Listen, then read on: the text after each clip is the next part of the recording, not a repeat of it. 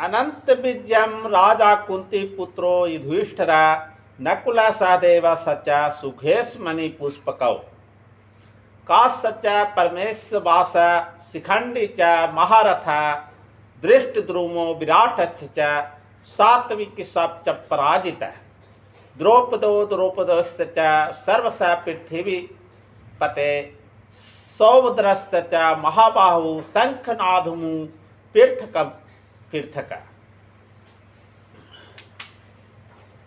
हे राजन, कुंती पुत्र राजा युधिष्ठिर ने अपना अनंत विजय नामक शंख बजाया था।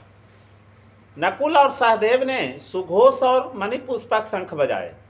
महान धनुर्धर काशीराज, परम योद्धा शिखंडी, धृष्टद्युम्न विराट, अजय सात्विक द्रुपद द्रौपदी के पुत्र तथा सुभद्रा के महाबाहु पुत्र आदि सबों ने अपने अपने शंख बजाए।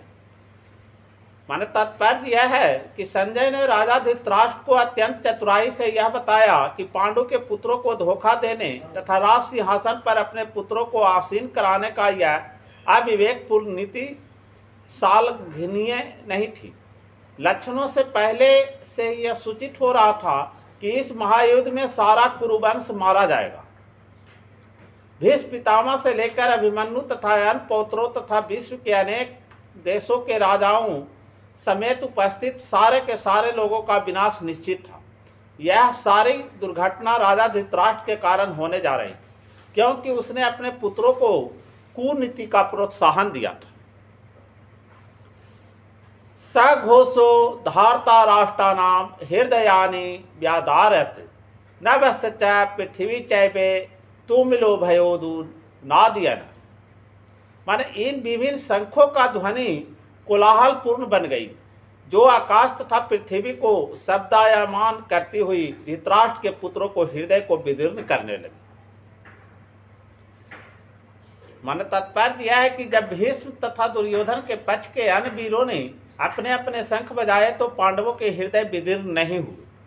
ऐसी घटनाओं का वर्णन नहीं मिलता, किंतु इस विशिष्ट श्लोक में कहा गया है कि पांडव पक्ष के शंखनाद से धृतराष्ट्र के पुत्रों के हृदय विदीर्ण हो गए।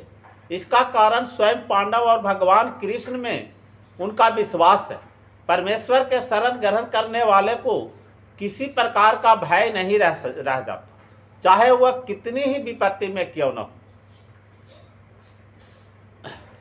अथ व्यवस्थिता तादुनिदृष्टा धातराष्ट्रा पिंधवज पीरवीरते शास्त्र संपते धनुरुद्धमय पांडव हर्षि के सम तदा बाक मिद माया महीपति। मैंने उस समय हनुमान से अंकित ध्वजा लगे रथ पर आसीन पांडु पुत्र अर्जुन अपना धनुष उठाकर तीर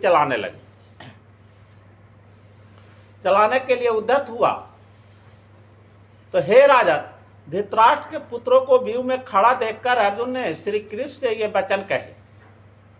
माने युद्ध प्रारंभ होने ही वाला था कि उपर्युक्त कथन से ज्ञात होता है कि पांडवों का सेना का प्रत्याशित व्यवस्था से धृतराष्ट्र के पुत्र बहुत कुछ निरुत्साहित थे, क्योंकि युद्ध भूमि में पांडवों का निर्देशन भगवान कृष्ण के आदेश अनुसार हो रहा था।